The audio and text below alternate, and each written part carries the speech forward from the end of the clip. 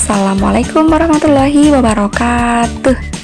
Nah, kelas 3 bertemu lagi dengan Bularas ya. Bagaimana kabarnya? Semoga sehat selalu. Amin. Hari ini kita akan belajar PPKN tema 5 subtema 4, yaitu bersatu dalam keberagaman. Sebelum kita mulai pembelajaran, kita baca basmalah terlebih dahulu ya. Abata. Bismillahirrahmanirrahim. Oke, sudah siap belajar? Sekarang siapkan terlebih dahulu buku 3E di halaman 100. Musim di suatu daerah mempengaruhi kegiatan manusia. Salah satunya adalah kegiatan olahraga. Pada musim kemarau, biasanya orang banyak melakukan olahraga di luar ruangan. Misalnya nih, olahraga tradisional pacu jalur dari Riau. Apa sih yang dimaksud dengan pacu jalur? Nah, pacu jalur ini merupakan sebuah perlombaan mendayung di sungai dengan menggunakan sebuah perahu panjang yang terbuat dari kayu pohon. Panjang kayu ini biasanya mencapai 25 hingga 40 meter dan lebar bagian tengah kira-kira 1,3 sampai 1,5 meter. Dalam bahasa penduduk setempat, kata jalur ini berarti perahu. Setiap tahunnya, sekitar tanggal 23 sampai 26 Agustus diadakan Festival Pacu Jalur sebagai sebuah acara budaya masyarakat tradisional orang-orang Riau. Yang mana acara tersebut bersamaan dengan perayaan Hari Kemerdekaan Indonesia. Wah, menarik ya. Nah, agar dapat memenangkan perlombaan pacu jalur ini, tentunya mereka memerlukan kekompakan tim. Nah, untuk dapat kompak, mereka harus memiliki sikap bersatu. Sikap bersatu ini juga diperlukan dalam kegiatan berkelompok lainnya, tidak hanya perlombaan saja ya. Nah, penerapan sikap bersatu pada materi sebelumnya kita sudah mempelajari penerapan sikap bersatu di rumah maupun di sekolah. Kita akan mengulas sedikit ya. Untuk penerapan sikap bersatu di sekolah dapat dilakukan dengan yang pertama diskusi kelas. Diskusi tentunya dilakukan oleh 2 orang atau lebih ya. Jadi pasti memerlukan sikap bersatu karena menyatukan beberapa pendapat. Kemudian piket kelas. Nah, apabila piket kelas dilaksanakan bersama-sama, maka pekerjaan akan cepat selesai. Berbeda dengan jika piket kelas dilaksanakan sendiri-sendiri, pasti akan terasa lebih berat ya. Kemudian kerja kelompok. Kerja kelompok tentunya butuh ya sikap bersatu untuk menyatukan pendapat agar tercapai tujuan yang diinginkan.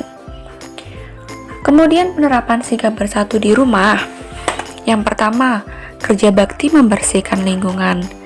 Yang kedua, membersihkan saluran air, dapat juga mengumpulkan sampah dan menyapu lingkungan rumah.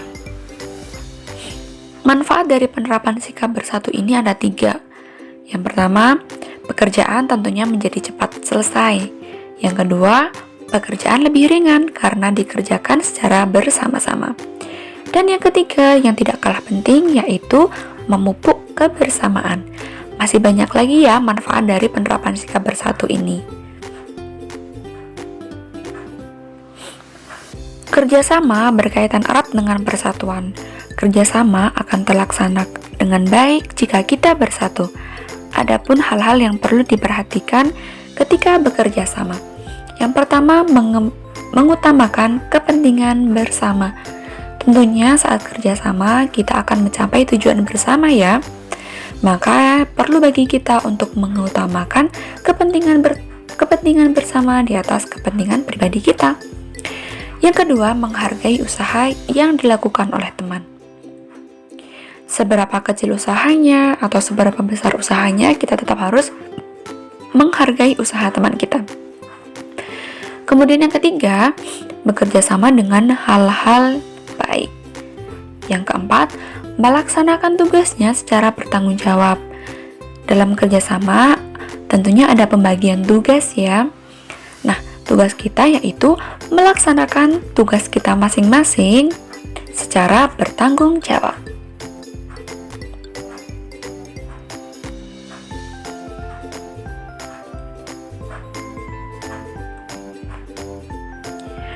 Kerjasama tentunya dapat dilakukan di mana saja, misalnya di rumah, di sekolah, dan di lingkungan masyarakat.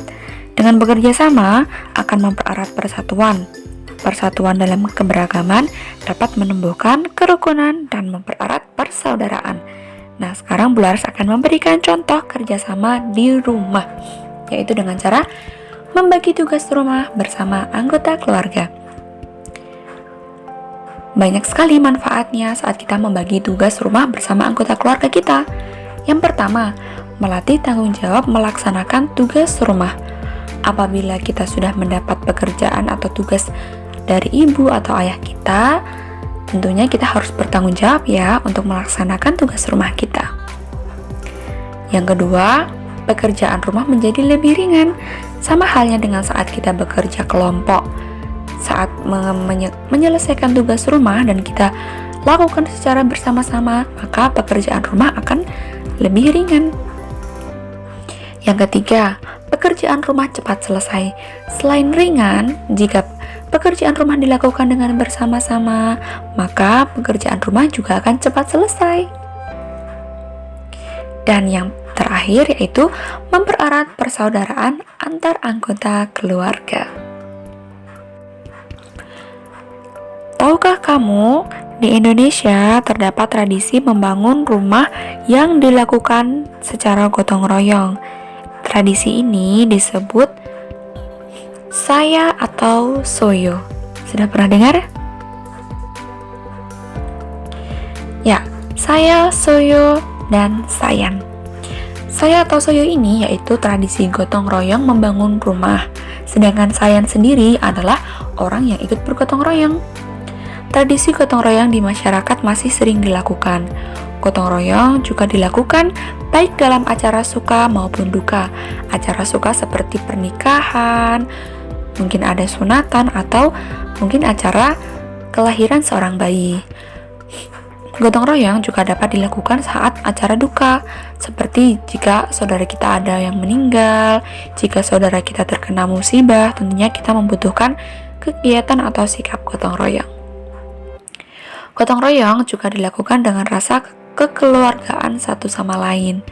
Gotong royong ini mencerminkan sikap persatuan dan kesatuan dalam keberagaman. Nah, anak-anak, selain gotong royong, banyak ya kegiatan yang mencerminkan persatuan. Tahukah kalian apa itu? Bisa dijawab di kolom komentar ya, contoh kegiatan gotong royong yang dapat kalian lakukan di sekolah maupun di rumah. Islam sendiri mengajarkan sikap saling peduli dan tolong-menolong antar sesama. Tercatat di dalam Al-Quran surat Al-Maidah ayat 2. Dan tolong-menolonglah kamu dalam mengerjakan kebaikan dan takwa, dan jangan tolong-menolong dalam berbuat dosa dan pelanggaran, dan bertakwalah kamu kepada Allah, sesungguhnya Allah amat berat siksaannya. Al-Maidah ayat 2.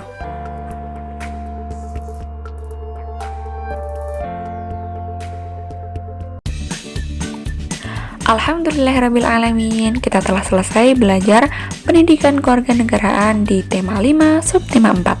Semoga ilmunya bermanfaat ya anak-anak, dan semoga video pembelajaran ini membantu kalian untuk memahami materi bersatu dalam keberagaman. Sekian dari Bu Laras, kita bertemu di minggu depan.